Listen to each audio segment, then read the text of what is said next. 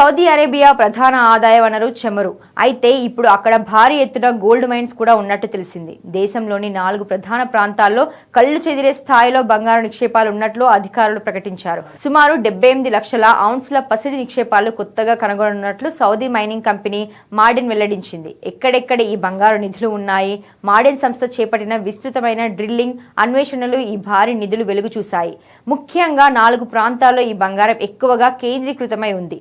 మాన్సురా, మస్సరా, వాడి ఆల్జౌ, ఉరుక్ అసలాం ప్రాంతాల్లో ఈ నిక్షేపాలు ఉన్నట్లు మాడెన్ వెల్లడించింది. తాజాగా కనుగొన్న బంగారు నిధులతో మాన్సురా, మస్సరా గనిలో మొత్తం బంగారు నిల్వలు దాదాపు 1.04 కోట్ల ఔన్సులకు చేరుకున్నాయి. ఇది సౌదీ మైనింగ్ రంగానికి చారిత్రక మైలురాయిగా నిపుణులు పేర్కొంటున్నారు. ఇది కేవలం బంగారంతోనే ఆగడం లేదని సౌదీ అధికారులు చెబుతున్నారు. అరేబియన్ షీల్డ్ ప్రాంతంలో రాగి, నికెల్ వంటి ఇతర లోహాలపై కూడా అన్వేషణ కొనసాగుతోంది.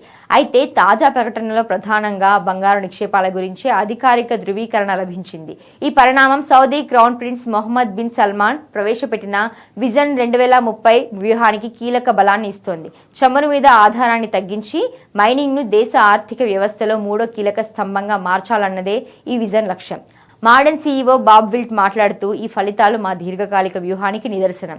సౌదీ భూభాగంలో ఇంకా ఎన్నో ఖనిజ సంపదలు వెలుగులోకి రావాల్సి ఉంది అని ఆయన ధీమా వ్యక్తం చేశారు.